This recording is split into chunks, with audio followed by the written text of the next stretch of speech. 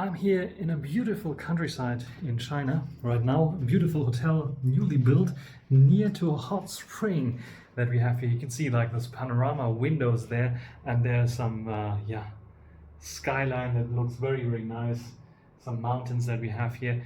And using the Huawei Pura X right now for recording this one here, if you're interested in this, so I can see myself a little bit there. And I'm using internal mics. This is a very nice hotel here, very new actually. And yeah, we are going on to a little bit of an adventure. Let's get going.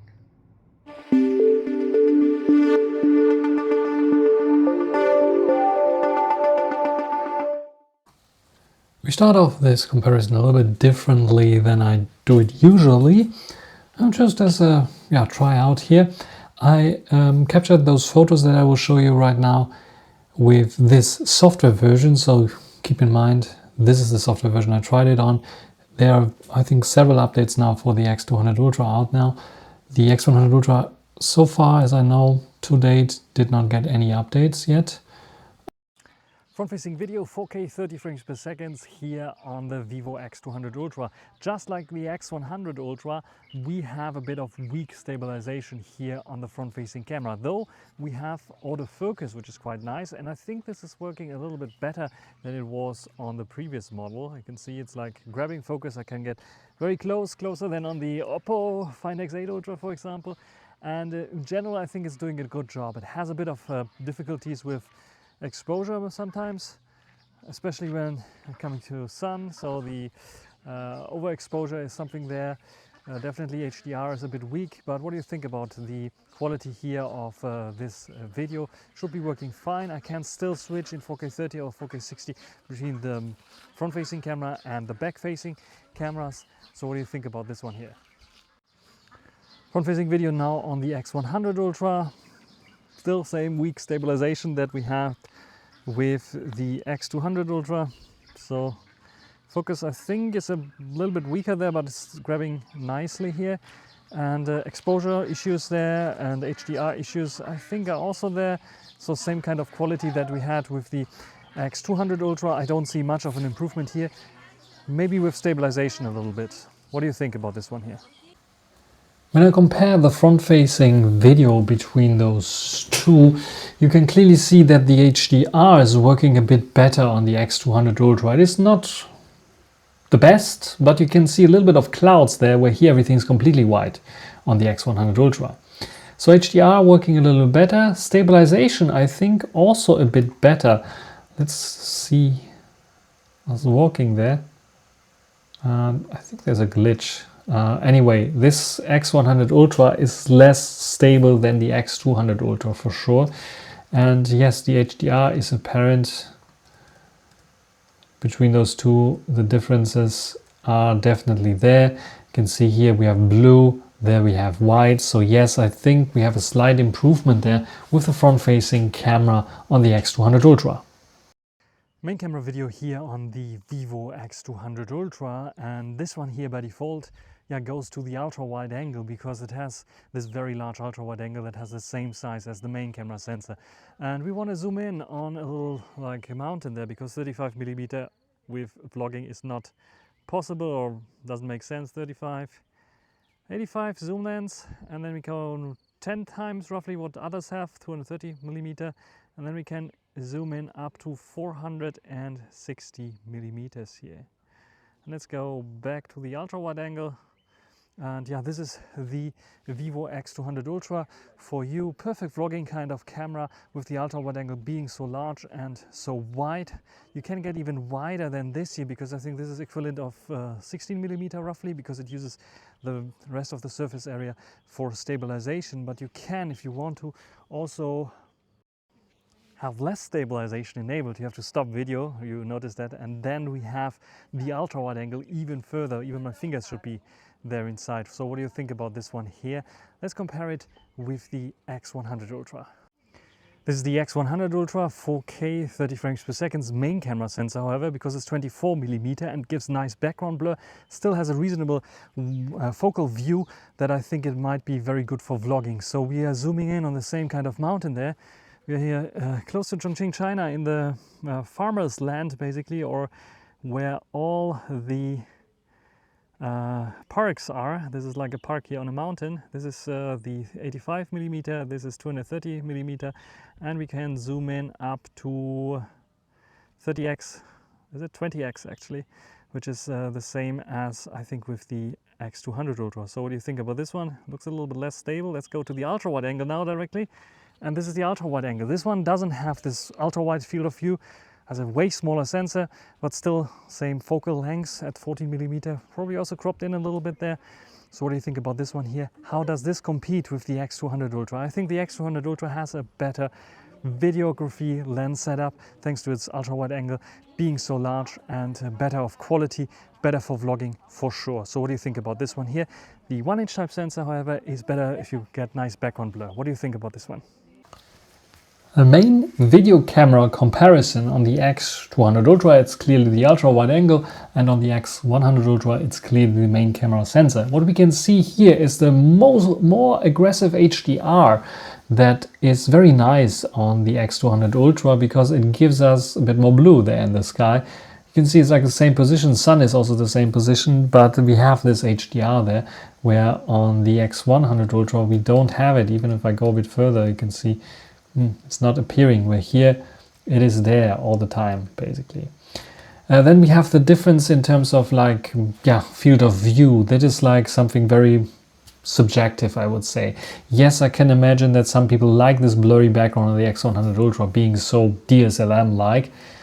Some might like, especially for vlogging and travel vlogs, the wider field of view that the X200 Ultra gives. However, the X200 Ultra is, and if you look at the face, way less detailed in this position than the X100 Ultra. So yeah, my face is a lot bigger on the X100 Ultra. I used to vlog, and I'm still using this for vlogging sometimes, the 24 or 23mm that's cropped in slightly for stabilization. But I have to say, for vlogging, I think the more ultra wide angle makes more sense. However, I don't like this ultra wide angle processing here so much, because you can see the difference between the details on the X100 Ultra and the X200 Ultra is a bit too much in its default state. However, what you can do on the X200 Ultra, you can go and switch to the wider field of view. And if you compare this one, this is why I'm laughing probably there, it's not only HDR that is better, but also the quality, the sharpness and detail levels gets almost as good as on here, because it's not cropping in so much anymore. So yeah, when it comes to vloggability, and if you want to do a vlog, then for sure the X200 Ultra with its ultra wide angle has a bit of a slight edge, I would say. When it comes to more cinematic background blur, then definitely you get it, for vlogging at least, on the X100 Ultra. But keep in mind that of course you can use also 35mm on the X200 Ultra if you need to. For example, you're filming someone else and you want to get a nice perspective on him and nice background blur, you can get even a better background blur. If you're interested in the 35mm comparison that I did with the X200 Ultra against some others like the Oppo Find X8 Ultra, then you can check out down below also a link to this video where I will check this out. But now let's go to the other video, and I want to show you the difference in terms of zoom quality. So we go in here and we zoom there, the same position. Do we see much of a difference between those two? I have to say it's very hard to see. This is the X200 Ultra, this is the X100 Ultra. I think maybe slightly better on the X200 Ultra, but it's like very hard to see, and especially at the maximum zoom it's bad, and it's not very much better on the X100 Ultra.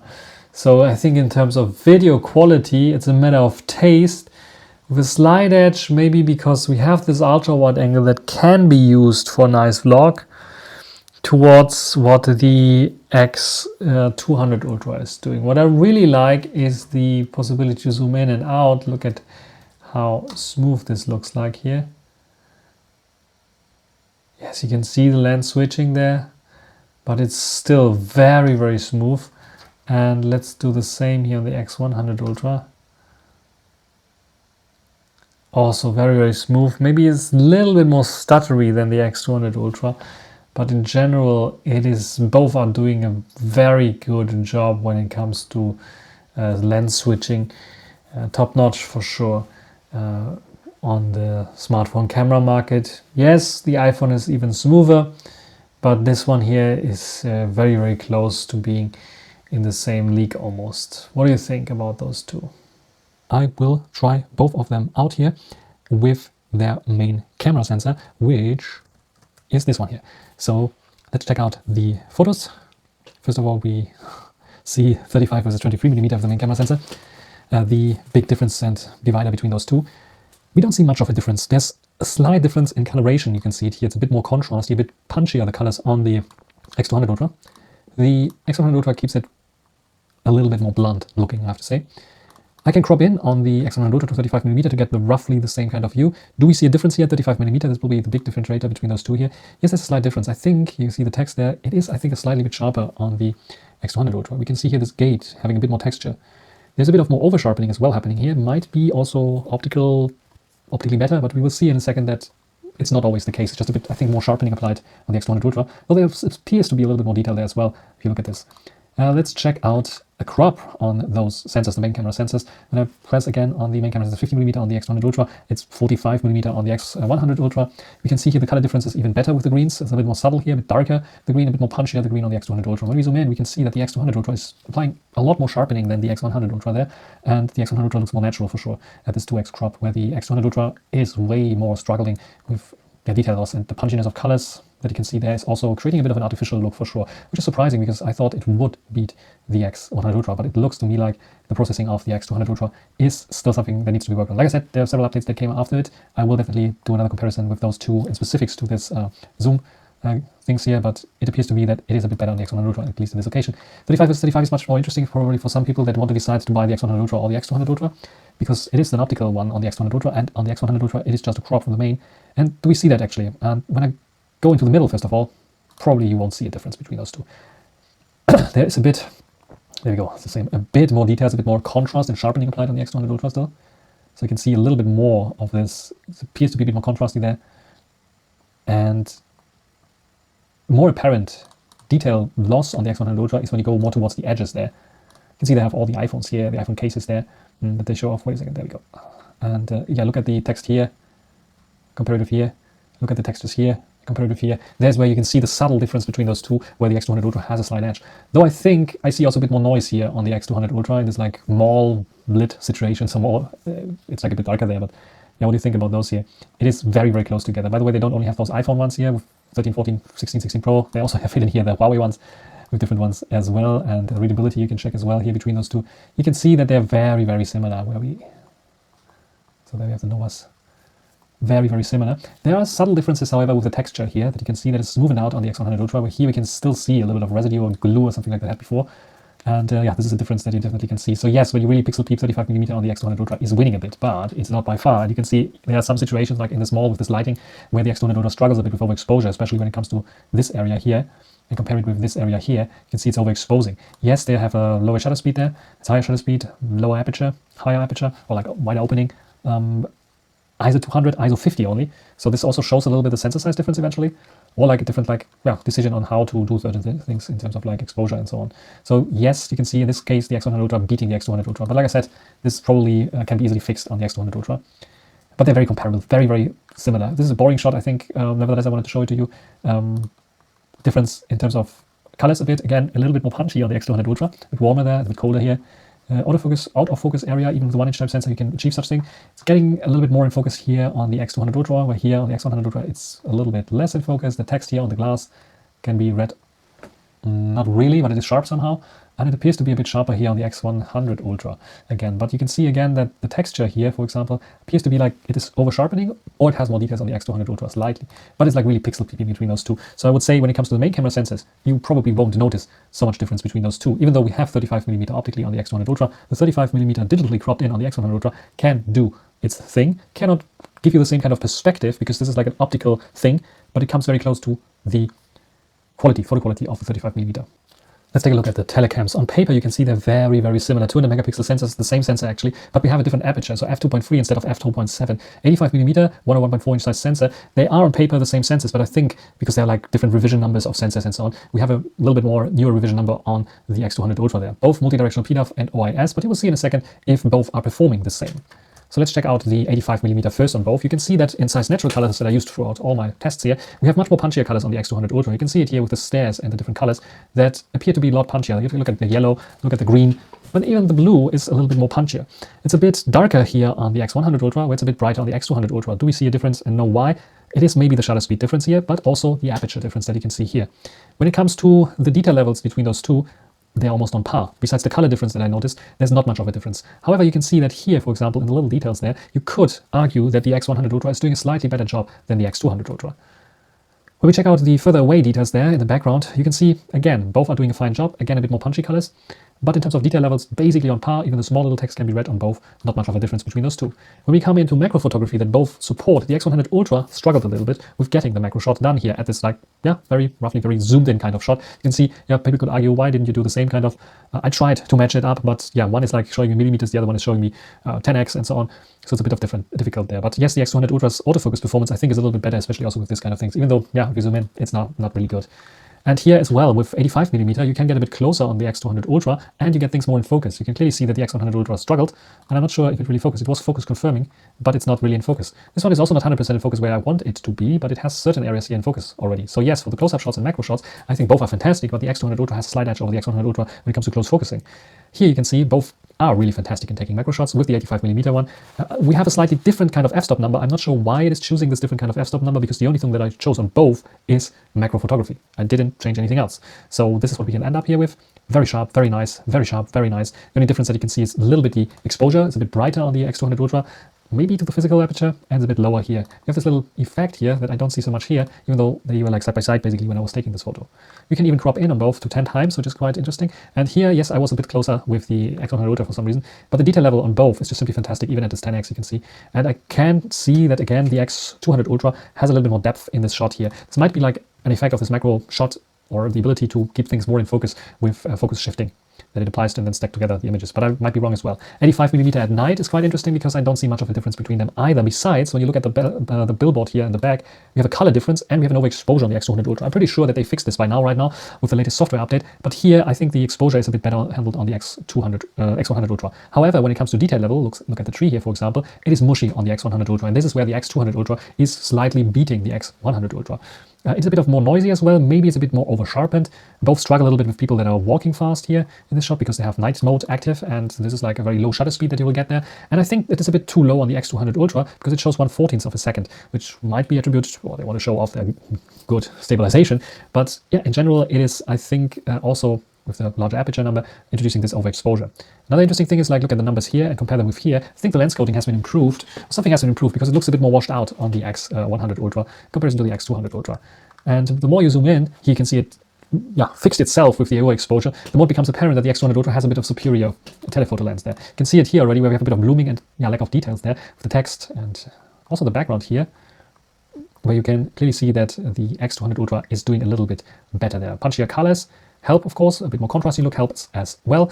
Let's look at the text here, and you can see the contrast difference there between those two as well, with the tree, the text, and the motorbike there in the front.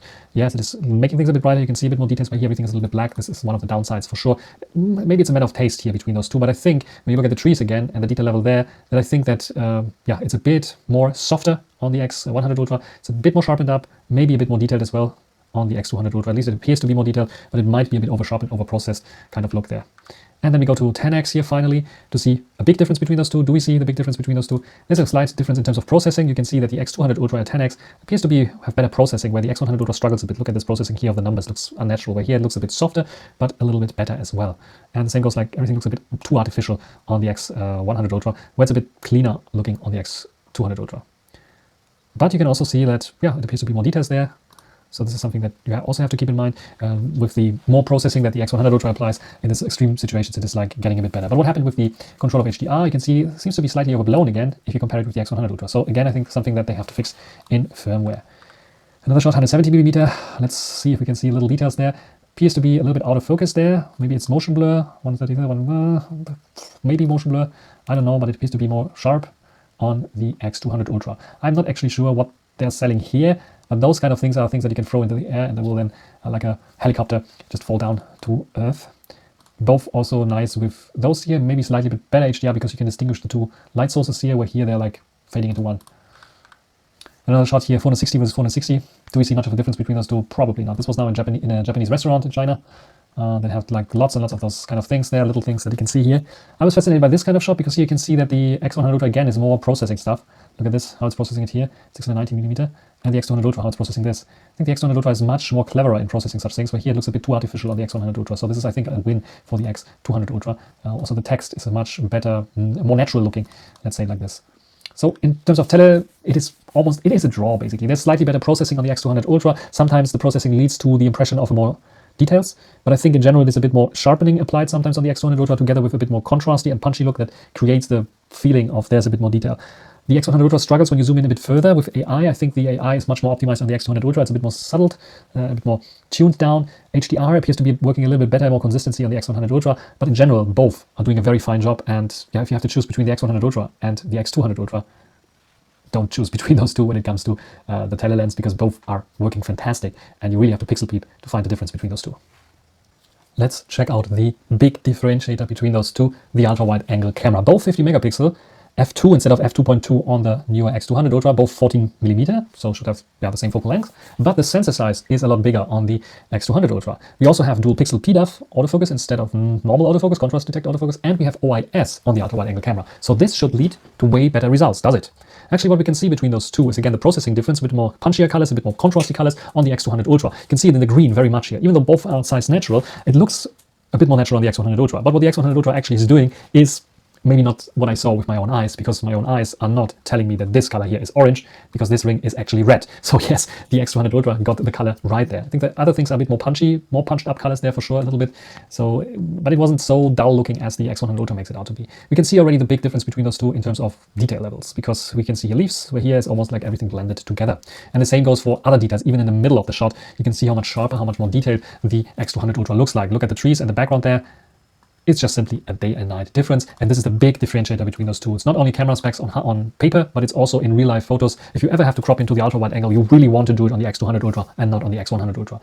Both are very nice and wide. This helps for nice shots also at night, and at nighttime we can see also a big difference between them. Not when you look at them side by side on a smartphone maybe, but when you want to crop in, when you want to zoom in, you can see how much more detailed, how much less processing is necessary to get this shot right. Look at the KFC logo, look at the people running around, look at how less detailed it looks like here on the X100 Ultra. This is a big differentiator, like I said already a few times, between those two. Look at the trees here, and look at here, look at the details there. And yeah, this guy is the one who's like playing with the sticks and throw them up, and he like shot it up and it's like then flying down. Also in HDR, I don't see much of a difference between those two. So this is like a compliment for the X100 Ultra, even with this like less splendid hardware as we have with the X200 Ultra. But yes, there may be a slightly overexposure here on the X200 Ultra, but the X200 Ultra is clearly beating the X100 Ultra. Look at this here, we have text here that we can read if we can read Chinese.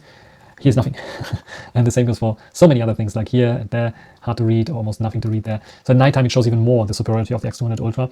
It sometimes can be very, very close between those two here, but you can also see in this situation where there's enough light, I would say, the X200 Ultra is winning. It's like looking more natural. This looks like modern art when I go to 100% view.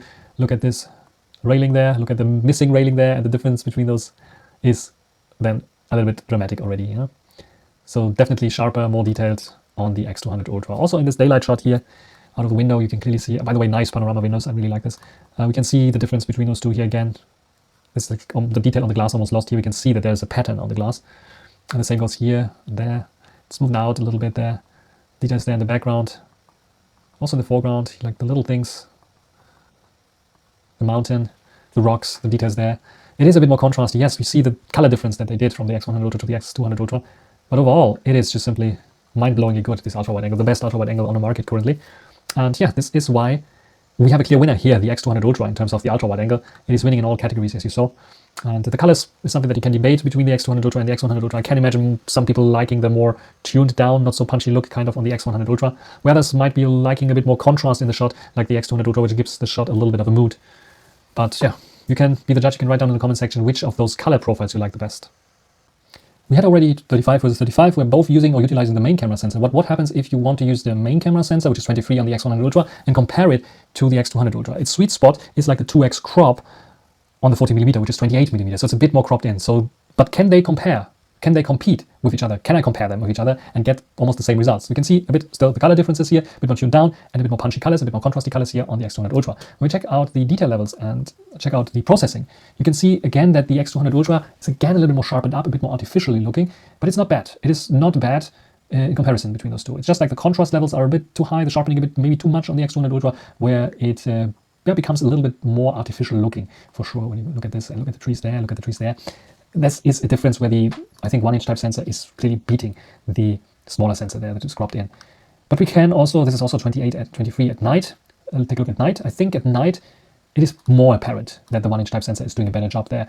Look at this, it's much softer. You can see also the ISO levels and also the shutter speed being one part. That could be motion blur. Here, for example, I would say still the 1-inch type sensor is beating the smaller sensor at roughly the same kind of focal length, for sure. But what if we go and set both to 28mm? Do we see a big difference? Color-wise, the same spiel that we saw before. But also in terms of detail levels, a huge difference, because here definitely the X100 Ultra is winning against the X200 Ultra. So if you like to take photos even 23mm first of all, but mostly also at 28mm, then you get better results with the optical lens on the X100 Ultra in comparison to the X200 Ultra for sure. Yeah, but this is like probably nothing new to you. This is just something that people might want to ask and just have asked. But yes, the optical one, even the 1-inch type sensor cropped in slightly to 28mm, is working way better than the ultra wide angle cropped in 2x. So, what does it mean now for the scoring between those two here? The ultra wide angle cannot really compare or compete against the main camera sensor of the X100 Ultra, but they shouldn't actually compete. It's a different kind of philosophy that we have here in terms of focal length, and I think the 35 against the 1-inch type sensor against the 1x, the 23mm, is the real competition here, and there's much closer between those two. Let's come to the front-facing camera. On paper, they seem to be the same, and I think in real life they're also the same. So let's check them out. So here we have the front-facing camera on both. You can see that we have a bit more contrasty look on the X200 Ultra. My face is a bit warmer here for sure. The autofocus area, both f4 by the way, which is like the portrait mode that I used here, because when you switch to the front-facing camera, it automatically goes to portrait mode, are very similar. When it comes to detail levels and processing, however, I think the X200 Ultra is winning against the X100 Ultra here. You can see that here, much better processing. It's much more distinguishable, the little hairs there on my eyebrows. Here the hair may be a slight edge towards the X100 Ultra there, because it's a bit mushy on the X200 Ultra, so it's optimizing for this kind of situation. Eye details, both are redrawing a little bit the eyes there. It's a bit warmer, a bit yellowish on the X200 Ultra, where it's a bit like, yeah, more skin color, a bit more pale looking, a bit more pinkish looking on the X100 Ultra. So which one is your favorite actually? I think I could give the X200 Ultra a slight win here, because I think the front-facing camera is working a little bit better, a bit nicer, and offers a little bit more contrast. That might offer a bit more details there. Look at this. The stitching with the portraits is quite nice. Talking about portraits, if you're interested in a portrait comparison between those two, there's a dedicated video if you just want to see the portraits between those two, because I will not talk about the portraits here. But in short, I think the portraits are in favor towards the X100 Ultra actually, because I think the X200 Ultra is doing a little bit too much in terms of processing there, and colors that are not to my liking, that go towards the trend that you can see here already. It's a bit more warmish, a bit more contrasty. Some people might like it, and it's adding a bit more details for sure as well. And especially because portraits are working with the 35mm a little bit better optically than with the crop of a sensor, there might be a slight edge in detail levels on the X100 Ultra. But in colors, it's debatable, and I can understand why some people like the X100 Ultra a bit better. But check out my portrait video, my dedicated one, if you're interested in portraits between those two. Nighttime video here in the mall in China, Chongqing, and we are testing out the 101.28-inch size sensor ultra wide angle here on the Vivo X100 Ultra. What do you think about this one? How good is shutter speed here right next to a little bit of light there? What do you think about this one here? Night video, 4K 30 frames per second for the Vivo X100 Ultra. This one has notoriously a little bit of a slower shutter speed, but we have a bit of light here still from the mall shopping center and one of the shops that has still lights on. So what do you think about this one? 1-inch type sensor should gather a lot of light there. And how does it compete against the 101.28 inch sized sensor that we have on the Vivo X200 Ultra? What do you think? How good is stabilization? How good are colors here with this lighting around me? Let's come to the ranking and conclusion. In TLDR, the Vivo X100 Ultra gets 4.628 points and the Vivo X200 Ultra gets 4.765 points. Where are the big differences? It's not the main camera photo quality. This is like on par. Yes, there are color differences between those two, and I can imagine some people dislike the new colors of the X200 Ultra, but there are also some others who like it more than the X100 Ultra. It's a matter of taste there between those two. X100 Ultra, in my opinion, is going more the natural way. However, the colors are not always correct, and the X200 Ultra looks a little bit more processed, in my opinion. But nevertheless, in terms of detail levels, and you saw it at 35mm crop in detail level, it's like almost indistinguishable between those two. You have to decide between those two if you want your main camera to be 35mm, which is better for portraits, or you want it to be 23mm, which might be better for group selfies, or if you want to get more in shot, a more traditional smartphone kind of photo. Ultra wide angle, however, is a big difference between those two. The X100 Ultra is not able to compete with the X200 Ultra there. The wide angle field of view, the focal lengths, yes, but not the detail levels and quality there. It's just simply astonishing what the X200 Ultra is able to do, to pull off here, and I think it's very, very good there. Zoom in portrait shots both equal themselves out here. The slight edge on the X200 Ultra that I saw sometimes is overshadowed by the less ideal portrait situation. Yes, the X200 Ultra in terms of portrait shots has the advantage that you don't even have to use the portrait mode, but if you use the portrait mode, it has a slight edge over the X100 Ultra sometimes. But colors is something where I don't think it is really better than the X100 Ultra. It's debatable there for sure. And like I said, already mentioned, I have a dedicated video where you can check this out if you want to see more. Video recording quality, however, gives slightly more points towards the X200 Ultra there. The X100 Ultra, yes, granted at 23mm, has a more shallow depth of field if you want to vlog with this. You cannot really vlog with a 35mm, but I used it already very often. The 35mm is so good for video, for other video kind of shooting scenarios where I have a tripod and I'm shooting myself sitting a bit further away. It looks just so much more natural, so much better because of the 35mm look, and has nice shallow depth of field and background blur. And for product shots, close-ups and so on, 35mm is almost unbeatable. But this is not the only reason. It is the ultra-wide angle is very, very good. It's much better on the X200 Ultra than on the X100 Ultra. It's like, this is the night and day difference that we saw in photo quality. You can also see in video quality. There is a slight win on the X100 Ultra when it comes to nighttime, because the 23mm 1-inch type sensor will beat the ultra-wide angle 1.28 inch size sensor of the X200 Ultra easily. But the X100 Ultra will offer you better HDR. Some might say it is a bit too aggressive HDR, but you have the possibility to tweak and tune it the way you like it. And well, if you don't like it, you don't like it. But I like it because I like a little bit more HDR in my shot. I think it's not overdone there. At the beginning, maybe, but nowadays I think they tune it a bit down. Together with the possibilities that both offer in terms of like LUT recording, so you have the possibility to add your own LUT in portrait video mode. I think both are very good for video recording, but the slight edge goes towards the X100 Ultra with a little bit better stabilization on the front. The X100 Ultra is notoriously bad with front stabilization, front camera stabilization. The X100 Ultra is a little bit better there. And also I think the back-facing cameras offering better HDR. Front-facing camera better HDR is what gives the X100 Ultra the slight edge there. And together with the focal length, like I said, 35mm is not for selfies, but for selfies, or for, not for selfies, I mean for vlogging. If you want to vlog, then the X200 Ultra ultra-wide angle is a little bit more sane. And quality is good enough. Autofocus performance on both, I give them the same points. Yes, at the tele, and I had some misshots, misfirings with the X100 Ultra, where it confirmed focus but was not actually in focus, but this only happened like once.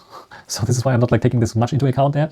Front-facing camera, when we take a look at the front-facing camera scores, we see that there's a slightly higher score here on the X200 Ultra in comparison to the X100 Ultra because it's not only HDR, but it's also the detail levels. It is, I think, in general, maybe processing only that is better on the front camera, but the photos look nicer on the front camera of the X200 Ultra than on the X100 Ultra. Camera UI the same. There are a few more extra features on the X200 Ultra. This is why it gets 0.1 point more there. But in general, both are excellent phones. And when we take a look at the ranking system, you see how dominating Vivo is here. Vivo X200 Ultra ranked number 1. Vivo X100 Ultra ranked number 3, so they're like almost like taking all the spots there, the top spots in my camera ranking system. The only thing that's sandwiched in between is the Find X8 Ultra that is coming very, very close to the X200 Ultra. In some areas like video recording, it is even beating the X200 Ultra there, especially with colors at video recording, with stabilization at video recording, also with selfie, with slightly better autofocus in front-facing video. But weaker camera UI slightly. Extra features, however, they added now the log recording in video, which gives them some extra points there. You can see they're very, very close together there. And I honestly cannot decide between both of them. But no matter which of those, let's say, actually, let's go up, down to, should I include the iPhone or not? Let's go to 15th spot here, 15th place. up until all the 15 displays here, if you're in 2025, I would say you have one of the best camera smartphones on the market right now, and you should be happy because the differences between those two, and you can see the difference, it's 4.4, 4.5, 4.6 and 4.7. It is so subtle differences between those two that you don't notice much of a difference. Maybe you can even include the Xiaomi 13 Ultra there, and the iPhone I would not include so much because I think the iPhone is like a little bit subpar there. But you have so many good smartphones out there. Heck, even the Galaxy is not so bad ranked here, as you see. It is a tough competition. If you have to decide between those here, it's sometimes a matter of taste and money you have to pay for those. All of them. Let's say that's the top 5 or 6. Availability eventually as well. The X200 Pro is globally available, for example. The X200 Ultra is not. So the X, if you want to have the best that is globally available, then it's probably the Xiaomi 15 Ultra right now. So that's ranked number 4 here.